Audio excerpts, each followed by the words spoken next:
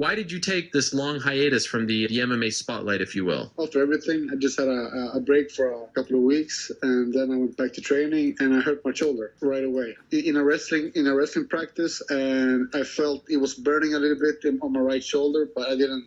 I just went and sit on the sideline. I just watched the sparring finish, and then my coach just told me to let's go to the hospital and check it out. So probably the collarbone the collarbone wasn't attached to my shoulder anymore, so it was just standing right up. I didn't broke the bone itself. It was just somehow it just let go of my shoulder. How long before you're back to training, back to 100%? I give it to end of January, I think. Jon Jones, would you like to see him not return? I want him back. I want another fight at him. I want to fight him at some point in my future career. I just want to fight him one more time, basically. And for that reason, I would like for him to come back. But at the same time, he's been getting caught for a lot of times. And if he doesn't come back, he doesn't come back. Do you consider Cormier the real champion now? How do you feel about the belt? He has the belt, so see, I want to fight these for sure. I want that belt. So, but for me, it's still the real champion is Jon Jones, of course, because he's been destroying everybody in the division. Everything he's done is nobody's done before. So for me, he's the real champion. But I accept DC as a champion too. He's a good guy and a good fighter, and the only guy he's lost to is Jon Jones. So he's the real deal, and I think he's champion material.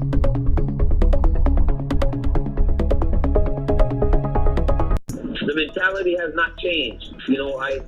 I do stick with what I said. On July 29th, I was there. I was in the octagon on July 29th in Anaheim, and it was going all so good until it wasn't anymore. And I lost the fight. So that has not changed. So I need to go out and fight against Volkanovs and Merit beat this guy to feel like myself again. I feel like there is a stench on me. It's almost like I got pissed on by a skunk, and I just stink everywhere I go. So until I can get a really, really good bath and get the stink off me by beating Volkanovs, I'll feel as I do right now. That's just me. I'm a competitive man. I know I lost that fight. I can't erase that memory. No, I still have nightmares.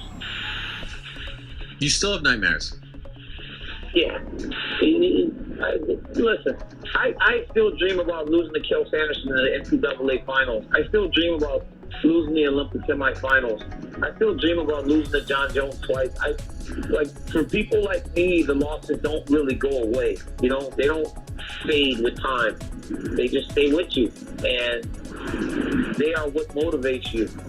It's kind of crazy, but that's just who I am, and I think that's what makes me who I am, and that's what makes me able to do the things that I've done over the course of my life. Is that losses don't leave; they just kind of stay with me.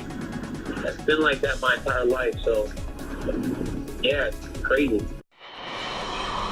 You mentioned Cain Velasquez. He's back. He's back to training. Oh yeah, he's back to training, and it does suck to have to go in there and work with Cain because he's so much better than everybody else that's ever been around. But it's good to have him, man. Just seeing him back doing what he loves to do. It's amazing as a friend and as a fan of mixed martial arts, because when Cain gets back, you guys know what he does for the heavyweight division. He makes for some very, very interesting and fun fights. When do you think he'll actually be fighting again? I don't know. It's a process. Like when you start dealing with some of the injuries that Cain has had, and I've seen this as wrestling, like backs and necks and all those types of injuries, man, it takes time to recover. And I think for a long time, Cain may have pushed himself when he should have rested. And I believe this time, he's actually taking the time to try to let himself heal. And I feel like this will be a chance for him to make a long, sustained run, much longer than he really has over the course of his career. He's had a lot of injuries at bad times. I talked to Cain about this, and it sucks, for a guy that was as talented and as committed to the sport.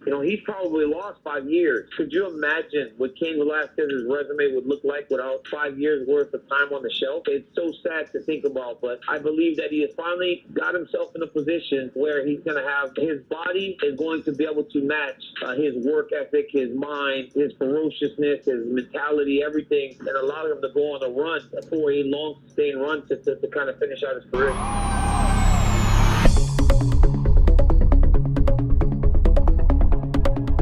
2 words for that Boston main event: wicked pissa. What a fight, man! What a fight! both of these guys, they haven't faced a fighter like the other. They simply haven't. Stipe Miocic, I don't think he's ever faced a guy that big with that kind of punching power, a guy with that kind of skill, a guy who can read him as well as a Francis Ngannou. And Francis is just so confident right now. And to that effect, I think Francis has never faced an excellent grappler and wrestler like a Stipe Miocic. And also a guy who can knock him out as well. People sleep on Stipe Miocic's skill, his power, his ability to mix things up and to fight smart game plans now. He's been doing that for the last few years. Again, for Stipe Miocic, this is a fight about, is he the greatest heavyweight fighter in UFC history? If he beats Francis Ngannou, he will solidify himself as that. If Francis Ngannou beats Stipe Miocic, I think we have a huge superstar on our hands. Either way, even if he loses, I think this is a guy that you will absolutely see again.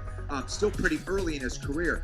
But, man, I absolutely believe that if Francis wins that fight, he'll probably hold on to that belt for a very long time.